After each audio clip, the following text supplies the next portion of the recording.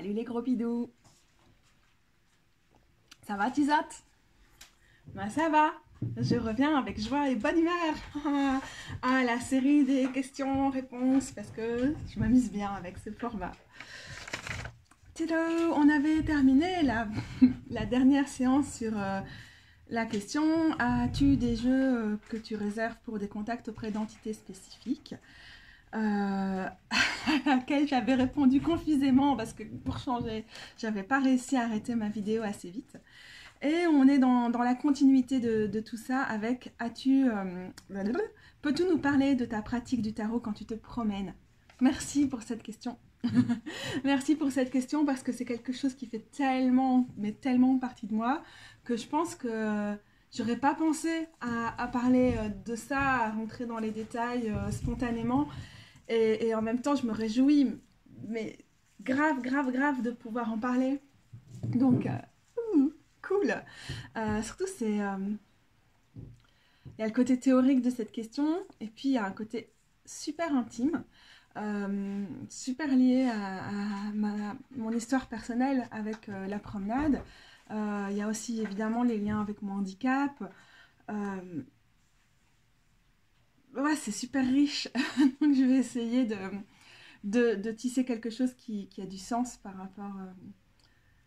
rapport à ce que tu me demandes. Je viens de la campagne. J'ai littéralement grandi au milieu des champs et je vis maintenant en ville à Bruxelles. Et je suis une fille, petite fille, sœur, descendante d'agriculteurs et d'agricultrices. Et ça fait aussi partie de mon fonctionnement, ma connaissance des saisons. Ça fait en très grande partie, ça appartient à plein de choses que je rejette et plein de raisons pour lesquelles je suis une fille de la ville. Mais c'est ça que je veux dire. C'est que la promenade, elle est vraiment... c'est vraiment un espace liminal pour moi. Il y a la promenade physique et puis il y a toutes les autres promenades, celles qu'on fait en rêve, celles qu'on fait en méditation, celles qu'on fait en vision. Et je trouve que dans le côté liminal, le côté entre-deux, le côté d'être sur l'interstice de la promenade, il y a quelque chose qui fait lien entre la Catou, qui est une gamine de la campagne et des champs, et la Catou qui maintenant a passé la moitié de sa vie à Bruxelles. Je pense pas que je me baladais énormément toute seule quand j'étais petite. Mon frère et ma sœur avaient vraiment une liberté dans la ferme, dans les champs, etc. Et moi, le syndrome des lers dans l'os, qui n'était pas encore diagnostiqué à l'époque, faisait que c'était pas vraiment des trucs où j'étais très à l'aise. J'étais pas casse-cou. Je préférais lire, je préférais écrire, faire des bricolages ou dessiner. Et j'ai profité de la campagne, mais c'était avant tout pour nourrir mon imaginaire. Et donc... j'allais à tel bosquet parce que l'oiseau me répondait, je nouais une relation avec tel peuplier dans l'allée, ce qu'on appelle la drève en wallon picard, et je pense que c'est un belgicisme, parce qu'il y avait une histoire qu'au bout de l'allée, il y avait au milieu de l'étang une ferme qui a été abattue au milieu du XXe siècle, et que du coup je sentais quelque chose qui vibrait au pied de ces peupliers-là, et j'avais envie de faire une cabane, et d'être en contact avec les animaux, et que mon chien me retrouverait. Et du coup c'était du jeu, mais c'était pas le même jeu que des gamins qui vont grimper en haut d'un mont de betteraves et qui vont se rouler dans la boue. Je veux pas dire que je l'ai pas fait, mais c'est vrai que j'avais déjà un rapport intensément spirituel avec l'univers autour de moi. Et par exemple, donc j'étais très mystique comme enfant. J'ai une éducation catholique que j'ai rejetée, mais qui fait quand même partie aussi encore maintenant de mon mysticisme et de l'histoire de mon mysticisme. Et j'aime bien raconter que à un moment, j'étais tellement fascinée par l'idée de Notre-Dame de Lourdes et tout, que je voulais me créer un sanctuaire, je voulais me créer une petite grotte, comme il y avait partout des grottes à Notre-Dame de Lourdes, et que je voulais faire ça au fond d'une prairie, et je m'étais dit que j'allais ramasser des cailloux et que j'irais avec mon chien progressivement. Je suis jamais arrivée au bout, mais j'avais déjà cette idée d'entrer dans une espèce d'état de méditation et de prière en faisant les trajets pour pouvoir me rendre à cet endroit, et qu'investir l'endroit final avec les intentions que j'allais mettre dans ma promenade allait sacraliser cet endroit. Euh, et, euh, et j'en démords pas. Donc ça fait vraiment, vraiment partie de ma construction et, et de mon imaginaire d'enfant qui aimait l'histoire. Je suis typiquement la gamine qui lisait les comtesses de Ségur, etc. et qui était genre... c'est trop nul de vivre à l'époque actuelle. J'ai pas dit que c'était super la comtesse de Ségur, seulement je pense qu'il y a des gens ici qui peuvent s'identifier à ce genre de personnes. Et donc je regardais les super grandes fermes qui existaient encore et j'étais en train de rêver ce qui aurait pu se passer là-bas, ou bien je me posais le long de la route près des fossés avec mes carnets pour dessiner cet endroit-là et m'y connecter. Et donc mine de rien, il y a quand même vraiment quelque chose dans cette promenade qui me connecte au territoire, aux lieux dans lesquels j'ai grandi, mais aussi qui me permet de m'en évader. Qui me permet, si j'étais seule chez moi avec mes bouquins, je ne pouvais pas imaginer que les oiseaux ils allaient me parler si j'allais au bosquet. Je pouvais fantasmer le peuplier, mais c'était pas la même chose que d'être littéralement assise au pied du peuplier. Et donc toutes ces promenades-là, elles me permettaient d'ancrer mon imaginaire et mon mysticisme dans la matière, dans les énergies des lieux, etc. Sans avoir évidemment toute cette théorie. Et c'est absolument... on est dans le style narratif, récit de vie et tout ça. Je dis ça maintenant, peut-être que dans 10 ans, j'aurai une autre interprétation du truc. mais, mais voilà. Et puis après, on a eu des chiens et aller me promener avec les chiens.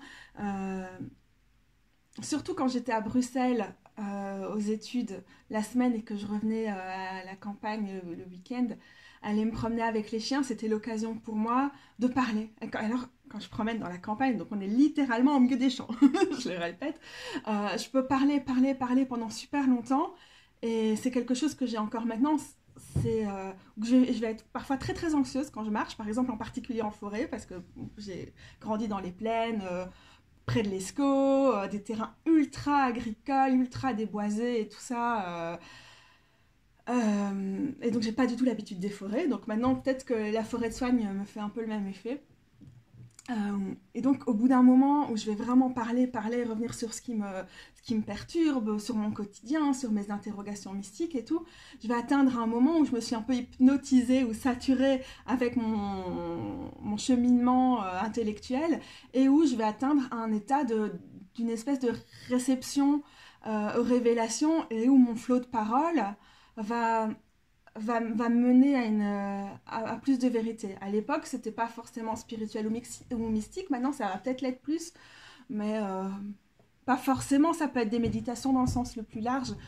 Donc je crois que j'ai découvert ça comme ça, que j'avais l'impression que dans la ville, j'avais pas ces espaces où je pouvais laisser à ce point mes pensées vraiment dévaler, s'écouler, s'envoler, etc., jusqu'à atteindre finalement une certaine forme de connaissance, de certitude, d'apaisement, de centrage, d'ancrage, etc., etc. Donc ça fait déjà foncièrement partie de moi. Et parallèlement, sur ces années où j'étais étudiante pendant 5 ans, et donc où j'alternais beaucoup plus entre la campagne et la ville, j'étais terrorisée de la ville. C'était très important pour moi de venir à Bruxelles, de venir à l'université libre de Bruxelles, et donc de quitter un milieu très catholique, des écoles catholiques, d'être en rupture par rapport à mon milieu d'origine.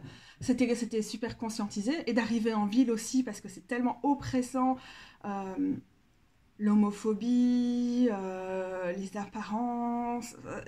Je vais pas lister tout ce qui me fait chier dans la mentalité de la campagne et de la petite ville près de laquelle j'ai grandi, parce qu'on n'est pas sorti de l'auberge et que c'est pas le truc ici.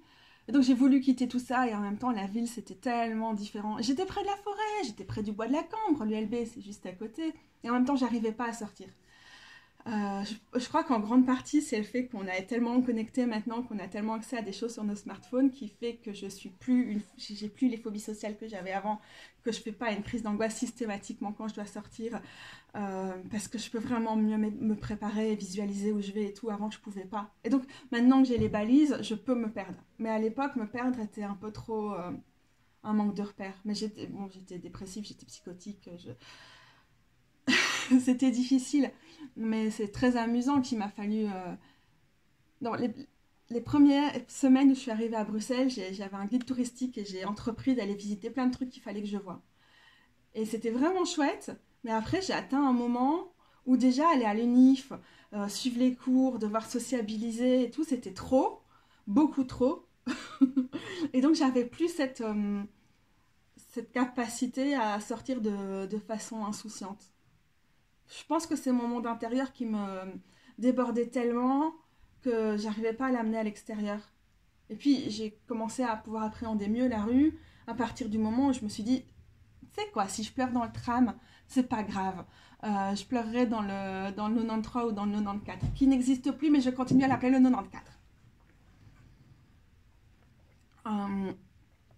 Et du coup, parce que j'étais très soucieuse de comprendre les codes de la ville. On m'a fait perdre en grande partie mon accent de Wallonie-Picarde. J'ai senti une grosse pression à s'intégrer dans les modèles citadins et tout. Et du coup, c'est quand j'ai lâché quand même assez bien prise de ces pressions-là que j'ai commencé à pouvoir appréhender l'espace. Et ça s'est fait progressivement. Je dirais que c'est super récent, hein. J'ai 36 ans.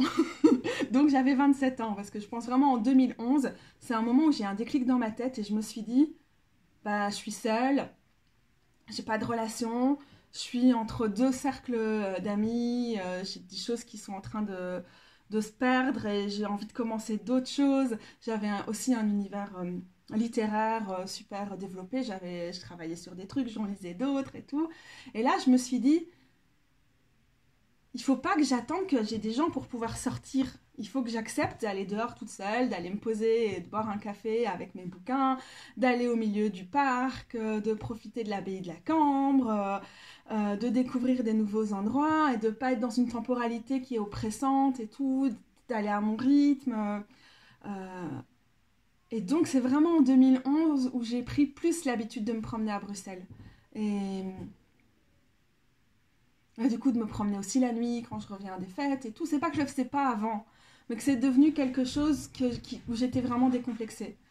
Donc, c'est des processus très très lents que j'ai à la promenade, qui est vraiment très très très très très importante pour moi.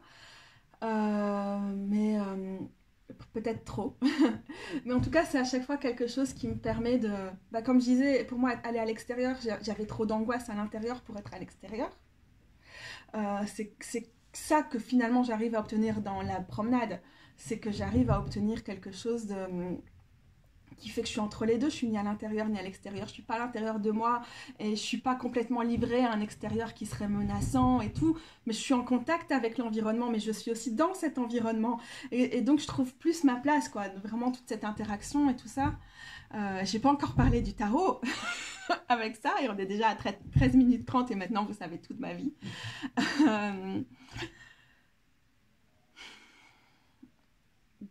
Donc sur les aspects méditatifs, on pourra revenir. J'avais envie de dire tellement plein de trucs, en fait c'est un sujet qui me passionne tellement fort. Je crois que ce que j'ai envie de dire pour l'instant, c'est que plus j'ai nourri... Chat dans la litière. Plus j'ai nourri des liens avec des parties spécifiques de la ville et tout, et plus parfois je suis perdue. Je sais que je dois aller dehors. Typiquement, je suis le genre de personne qui ne peut pas passer plus de 2 jours enfermée, sinon ça ne va pas. J'angoisse et tout. Et j'ai besoin de me dépenser. Sinon, bah, mes muscles ils vont moins bien et tout et tout. C'est les tissus, ça s'entretient. Hein.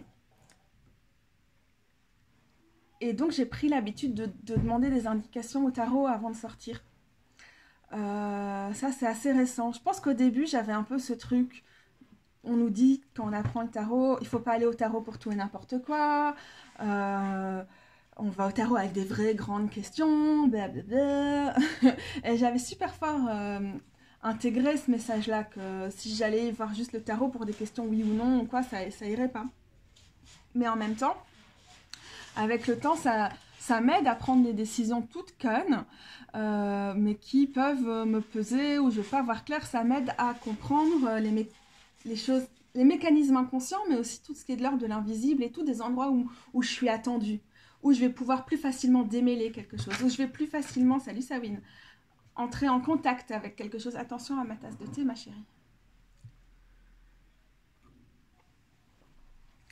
Et donc, ce que je fais dans ces cas-là, c'est vraiment purement un tarot intuitif. Je vais tirer une carte en me disant qu'est-ce qui peut m'inspirer aujourd'hui pour choisir le lieu ma promenade. Merci, Sawin, c'était utile. Ah bah ouais, tu vas te déposer sur mes carnets, c'est cool. T'es belle. Et donc, parfois, la carte, elle va vraiment me parler et me dire ah, le diable, aujourd'hui, pour moi, c'est trop cet endroit. Par exemple, j'ai devant moi le Spacious Tarot. Le diable, c'est on voit des arbres.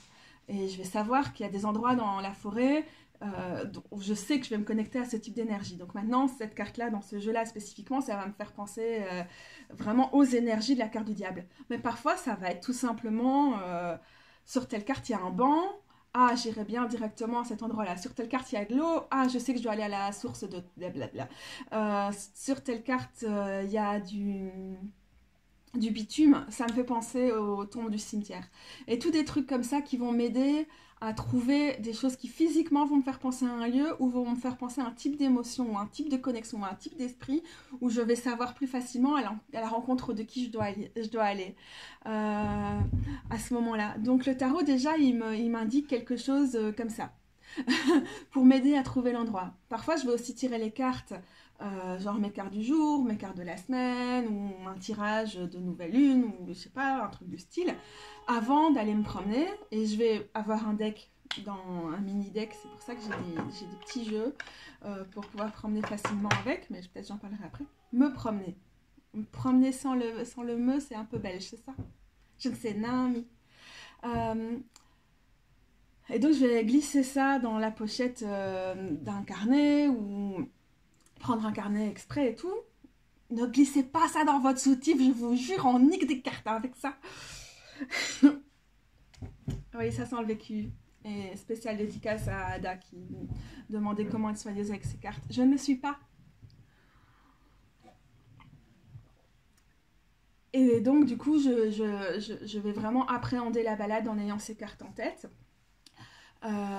Et parfois, parfois, faut pas forcer. Parfois, si on y va et qu'on est déjà en train de réfléchir, on n'est pas dans quelque chose qui va être 100% intuitif ou qui va nous permettre d'être attentive aux synchronicités, les trucs qui nous font penser à la carte, les messages intérieurs qui viennent de très loin, les messages du divin, si on fonctionne dans ce truc-là. Donc parfois, ça fait du bien d'y penser, mais souvent, les révélations, les grandes leçons de la carte, elles arrivent au moment où on lâche un peu prise par rapport à la carte. Et la promenade, elle permet de faire ça. Elle permet de vraiment... Personnellement, elle me permet de me mettre dans un autre état.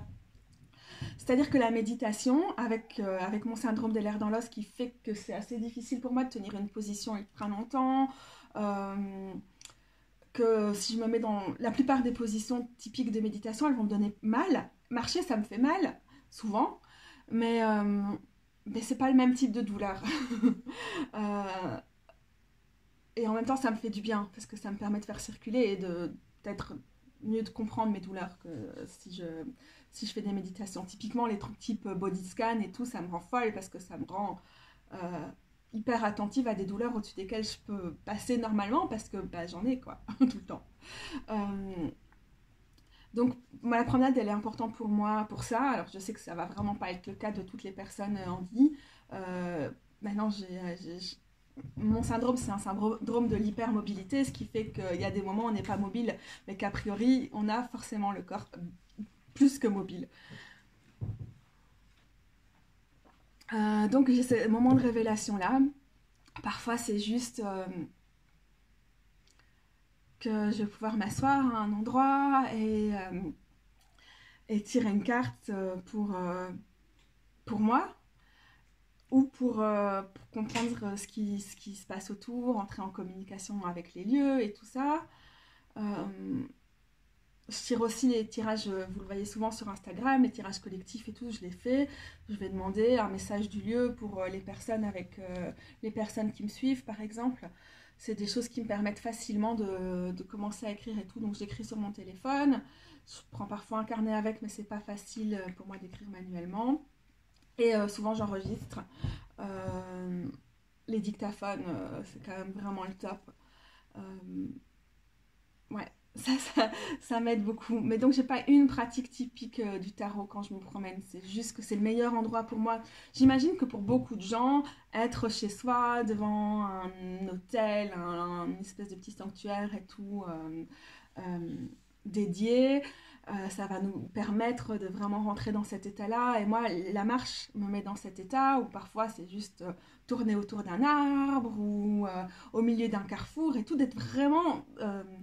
surtout les carrefours, c'est ça qui permet tellement fort la liminalité, quoi, de rentrer dans cet espace, dans cet entre-deux, dans cette indécision et tout. Et donc, l'espace qui, pour moi, est l'espace idéal pour être dans le monde du tarot, parce qu'on est à la frontière. On n'est pas à la frontière, on est dans un... on va dire, on est à la frontière entre différents modes et différents types de perceptions, entre quelque chose d'intuitif, quelque chose qui est rationnel par rapport à ce qu'on sait de la carte, quelque chose qui est de s'écouter soi et peut-être de faire les liens avec l'extérieur et d'être dehors et d'être dans différents types d'environnements. Ça va toujours me permettre d'être attentif à des synchronicités, genre s'il y a encore une corneille sur cette carte-là, ok, il y a des corneilles partout à Bruxelles, c'est un mauvais exemple, mais un tel type d'arbre et que je vais voir tel autre, tel type, ça va me faire penser à des choses. Est-ce que les synchronicités sont des signes extérieurs ou c'est notre état d'attention, parfois presque être dans une espèce de transe qui fait qu'on va faire des liens entre des choses? J'ai pas de réponse définitive et je pense que ça dépend vraiment des situations. C'est pour ça que je préférais parler de synchronicité qui est plus neutre, entre guillemets, même si c'est un terme assez connoté au niveau jungien. Que signe, ça fait comme si directement je voyais des signes partout et que le divin essayait d'entrer en contact avec moi. Je vois des signes du divin et des divinités avec lesquelles je travaille, mais je les vois pour moi, quoi. Je ne vais pas vous affirmer à vous avec certitude absolue que ce sont à chaque fois des gros signes du divin. Et je les vois parce que cette connexion-là, et la marche souvent, me met dans une espèce de... Comment on appelle ça? Est-ce qu'en Wicca, on n'appelle pas ça un état delta ou quelque chose comme ça? Bref, un état de conscience modifié qui va me permettre d'être plus attentive, de voir d'autres choses ou de lire les choses différemment, d'avoir un autre langage pour certains éléments. Et je consomme pas de drogue, je suis super sensible à tous ces trucs-là, c'est vraiment trop pas mon truc. J'aime pas le son du tambour et tout, c'est des trucs qui sont assez angoissants pour moi.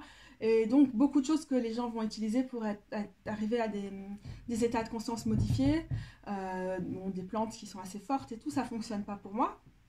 Et donc, la marche me permet d'accéder à ça, donc quelque chose qui est un peu typique important pour la sorcellerie ou le paganisme, par exemple.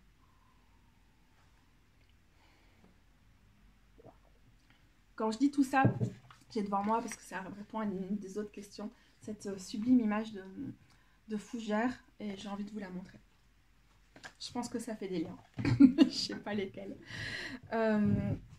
Du coup, j'avais envie d'en profiter pour vous montrer le type de tarot avec lequel je me promène souvent. Le Spacious Tarot, dont la boîte est en train de tenir le GSM.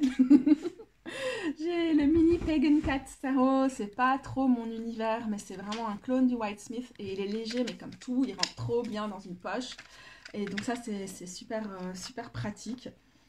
Surtout quand on doit faire, parce que moi, je vais pas trop me connecter à cette imagerie-là, mais quand je dois faire des tirages pour d'autres gens, quand je suis dehors, parce qu'il est si classique, il fonctionne vraiment cool. C'est une édition Lo Scarabeo, donc je le dis parce que une des questions suivantes c'est pourquoi tu n'achètes pas de jeu mass market? C'est un jeu mass market. Celui-ci aussi, j'en ai fait l'acquisition récemment. Tout le monde me vantait ce Smith Waite in a tin dans un petit dans un petit box, donc c'est l'édition restaurée Centennial. Je savais pas à quel point elle était tellement mieux que toutes les autres éditions du Wade Smith, mais quand j'ai découvert cette édition-ci, je comprends maintenant ce que les gens lui trouvent. Il y a vraiment quelque chose dans le traitement de l'image, comment elle a été restaurée et tout, qui me rend ce Wade Smith beaucoup plus sympathique que tout ce que j'ai pu en dire précédemment. Donc, j'ai des mini-mains, vraiment mini, mais c'est vrai... c'est vraiment pratique pour moi ça. Et je peux les battre facilement. Et alors du coup, hop, sur un coin table, hop, on est vite parti. Et comme je suis particulièrement maladroite, que je vais renverser mes gourdes et tout ça dans mon sac, que j'ai besoin de me balader avec beaucoup d'eau, c'est vrai que cette petite boîte en fer est vraiment nickel. Et par rapport à d'autres cartes en carton qui vont vite déteindre sur les bords et tout, j'ai pas l'impression que c'est le cas avec elle. Donc ouais, le poids est quand même un argument important. Donc là on est directement un peu plus lourd, mais c'est parce qu'elle est livrée, je le prends pas quand je sors. J'ai commandé l'édition Pocket de Next World Tarot parce que elle est bonne celle-là quand même. Je vous ai déjà dit plein de fois que je sais pas ouvrir, je savais pas utiliser ce tarot que j'adore parce qu'il était beaucoup trop grand et pas maniable pour moi. Et alors regardez la différence de taille. Donc celui-là il est énorme, je peux pas le transporter dans mon sac, genre je meurs de ce truc. Vraiment. Et donc ça c'est parfait, en plus j'aime pas les glossy. Et donc la version mat, même si vraiment la qualité des cartes est pourrie, chez pourri, mais au moins le prix est abordable. Elle est revenue en place. Non, oui. donc je ris. Donc voilà, ça vraiment, ça va souvent m'accompagner, je pense. Et du coup, je n'avais jamais trop eu l'occasion de le tirer dans l'espace public. Et ça marche vraiment bien. Il est agréable. J'aurais pas imaginé comme ça. Enfin, ça me fait découvrir vraiment une autre facette du deck. Pour comparer avec le mini Pagan Chapayen, il est un peu plus grand. Et pour comparer peut-être avec le mini Wade Smith, il est un tout petit peu plus grand parce que les cartes sont un peu plus carrées. Le soleil et la force, le signe du lion est avec nous parce que c'est la saison du lion maintenant, trop cool. Et sinon, j'aime bien prendre les oracles de Lepage Novembre, vous savez que j'adore. Celui des 4 quand je vais travailler spécifiquement avec cette divinité. Le tarot de la dévotion parce que c'est vraiment très agréable pour avoir... Là, pour le coup, c'est vraiment pour travailler avec les esprits du lieu pour moi. Ça va vraiment me donner des indications pratiques. Souvent, je tire une carte avant de partir et une carte sur les lieux, sur place. J'ai pas besoin d'en tirer beaucoup plus. Bon, c'est pas juste les illustrations qui vont me parler, c'est aussi... oh, et 4, ah, bah voilà où tu étais perdue, chérie. J'avais bien compté que j'avais 14 cartes au lieu de 15. C'est aussi le système qu'a inventé Novembre pour ce jeu qui fait qu'il est si précieux. Mais rien que... chance avec ce personnage voyageur, moi ça va directement me faire penser à Hermès. Et j'ai directement des trucs de folie au niveau des synchronicités. Je vais être d'autant plus attentive aux signes si j'ai cette carte là. Le page noir, et elle est assez, comme il y a moins de cartes qu'un tarot, il est assez léger à transporter. Et du coup je sais plus ce que j'allais dire dessus. Oui, bah, ça me fait penser. Ça c'est l'esprit d'un lieu que j'avais senti avant de tirer cette carte. C'est un esprit et un lieu très important pour moi.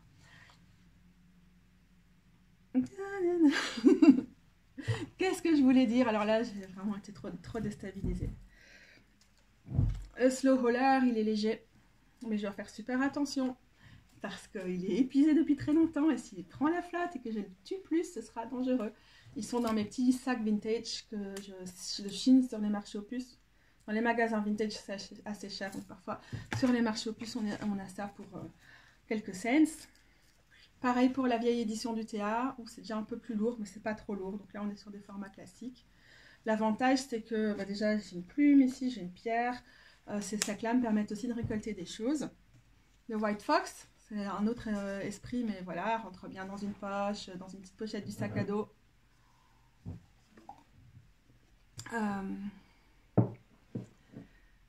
Je suis arrivée au bout de cette question, même si j'aurais encore tellement de choses à dire.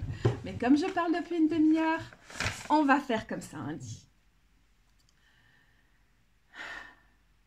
Bon, bah, je vais faire juste une question en plus.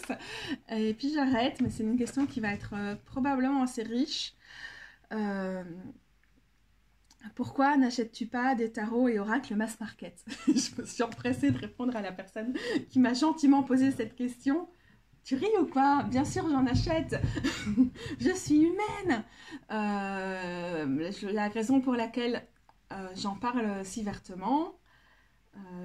Donc, je vais mettre les liens vers tous les articles ici en bas qui vont pouvoir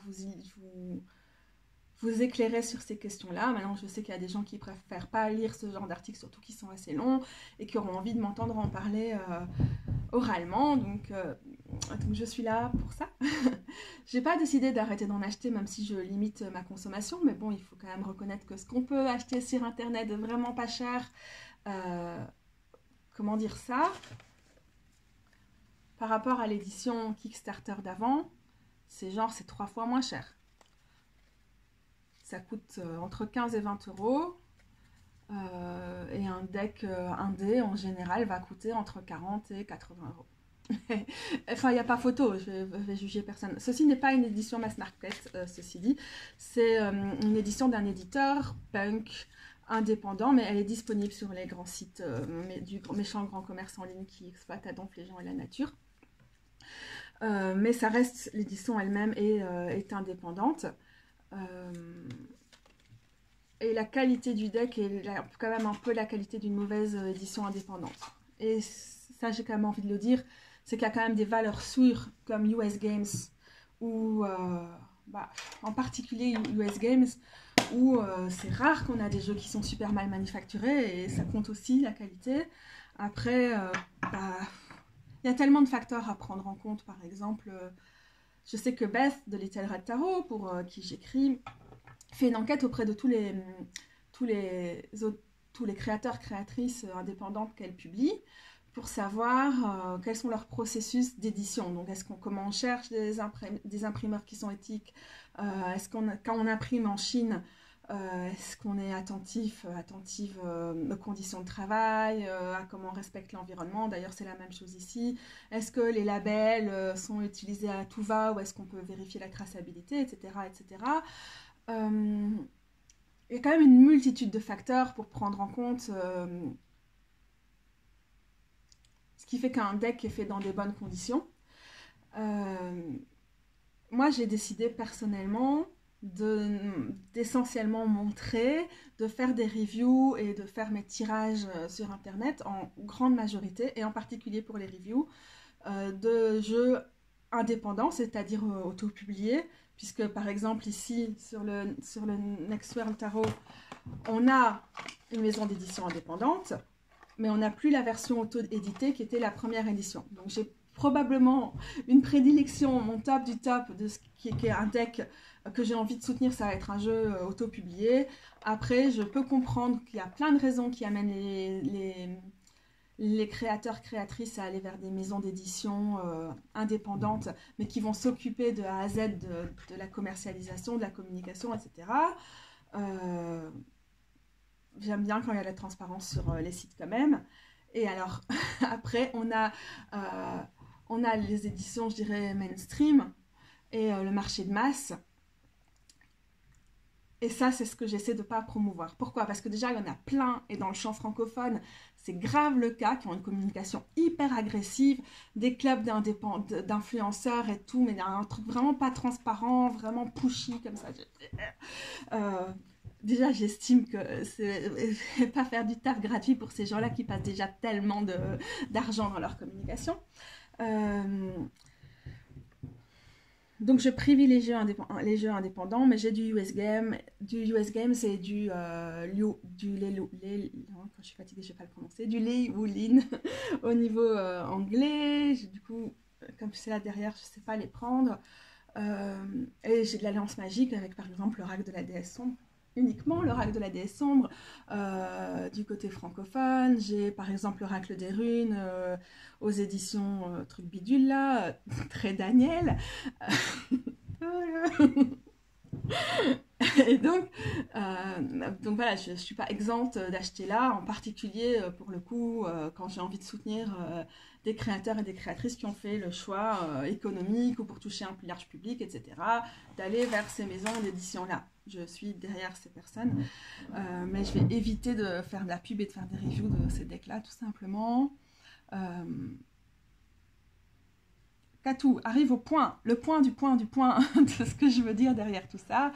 Pour moi, c'est que dans ces maisons d'édition, quand on fait de la diversité, ou maintenant le mot à la mode qui finalement est encore plus chelou que diversité, de l'inclusivité, donc inclusivité, je répète ce que j'ai déjà dit plein de fois, pour moi ce qui ne va pas du tout avec ce terme-là, c'est qu'on a une structure, une institution, un entre-soi qui ne bouge pas, souvent des mecs blancs, hétéros, bon dans ces milieux-là non, parce que c'est des milieux qui sont ultra genrés, encore que, hein, regardez un petit peu qui sont derrière ces maisons d'édition.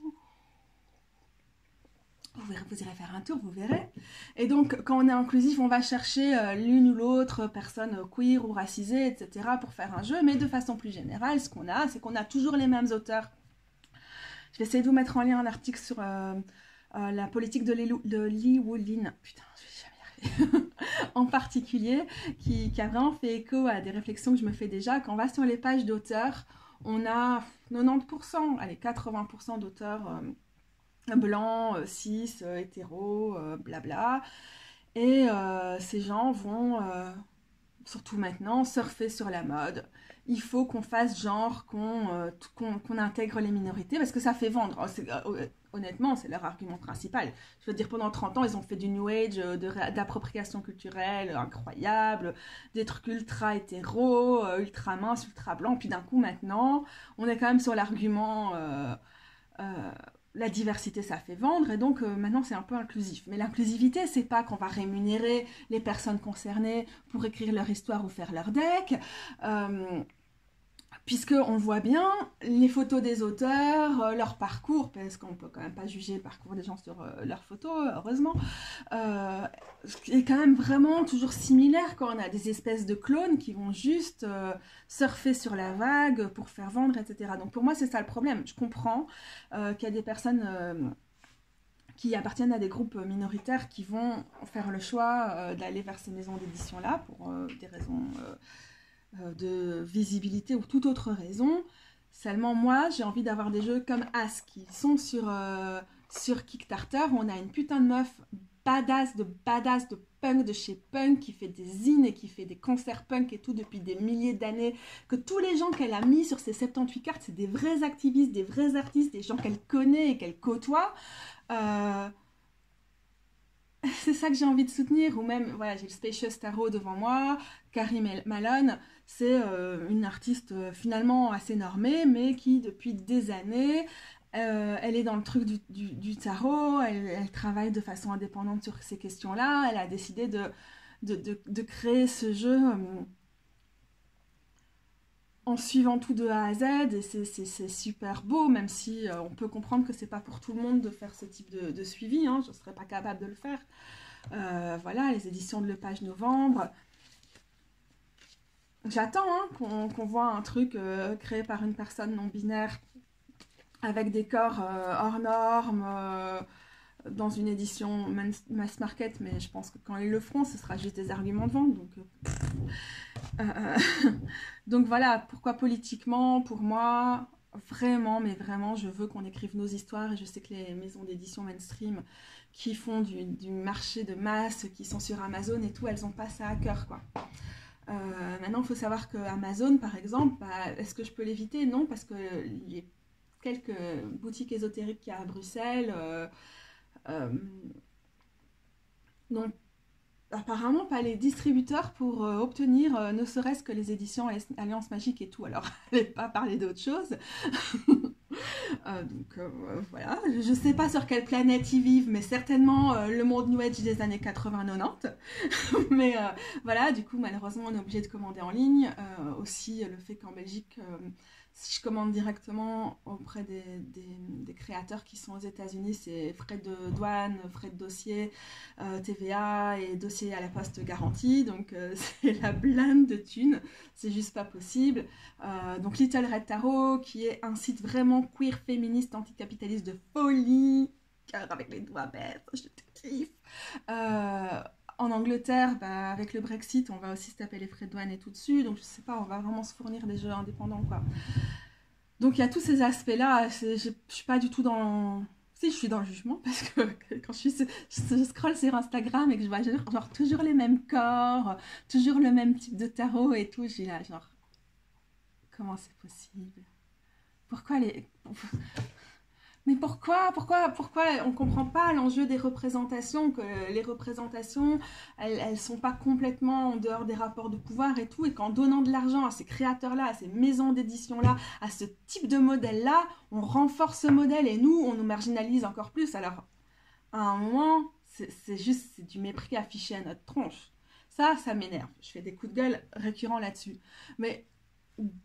en dehors du fait que les normes dans ces milieux-là sont vraiment affreuses et que les effets de mode sur certains jeux et les effets de communication des maisons d'édition sont assez désagréables.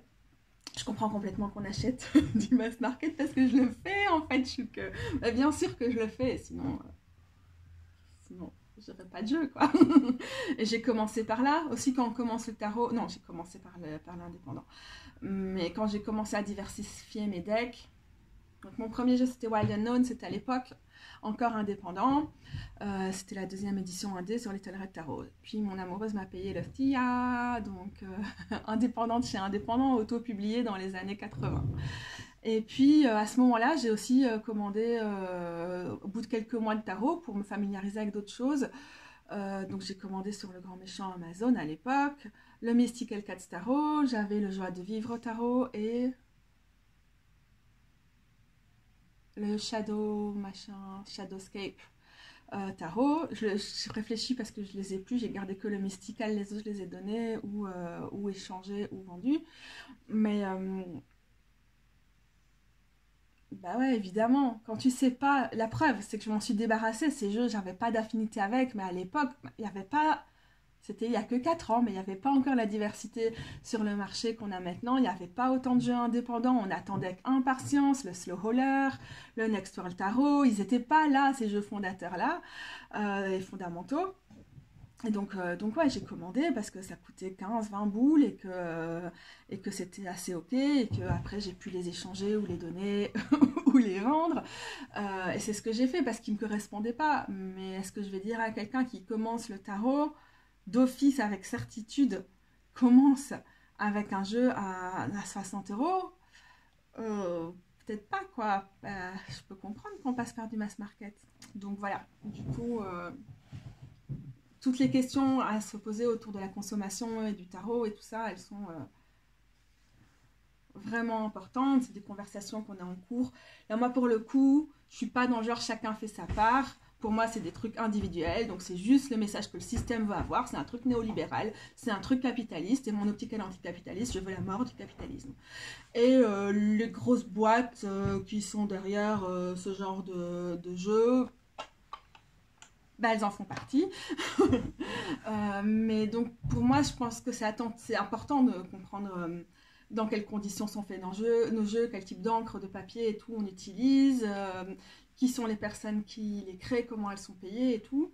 Et souvent, on n'a pas accès à ça, il n'y a aucune transparence. Mais je pense pas que c'est nos choix individuels qui vont foncièrement changer le truc, quoi. Donc, voilà. Bah, après, moi, en tant que personne... plus qu'une lectrice de tarot, je suis une autrice du tarot. J'écris sur le tarot, sur Instagram, sur Little Red Tarot et tout ça.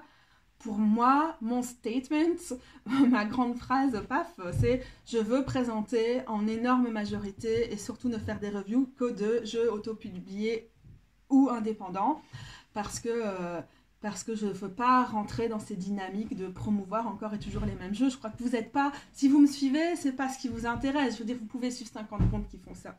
Tous les mêmes ou pour beaucoup. Donc voilà, quoi, je veux faire un changement et j'aimerais bien inspirer un maximum de gens à participer au même type de changement. Mais la question, pourquoi n'achètes-tu pas? Si, j'achète, si, mais pourquoi j'essaie d'en parler moins et c'est plus adéquat. Et en parlant de ça, si vous achetez par exemple Modern Witch Tarot, la version Liminal machin, Liminal, le truc du site là, c'est une version indépendante, pas auto-publiée, mais indépendante. Le Next World Tarot, c'est une version indépendante, c'est aussi dans les trucs plus accessibles. Dans les trucs auto-publiés, voilà, dans les choses dont je parle souvent, voilà, on est directement dans des choses qui sont un peu plus compliquées à se procurer, sur Etsy, sur le site de la personne et tout. 45 minutes, est-ce que mes phrases ont encore un début et une fin? Je ne pense pas. Sur ces 2 questions répondues pendant 45 minutes, c'est l'heure de vous dire à très vite les gros bidous, parce que je pense que je vais juste faire une pause avec mon infusion de thym et revenir pour filmer personnellement. Bien sûr, c'est pas toi qui filmes, chou, pour filmer les prochaines questions. Ah, fatiguée. Ciao, merci de m'avoir suivi.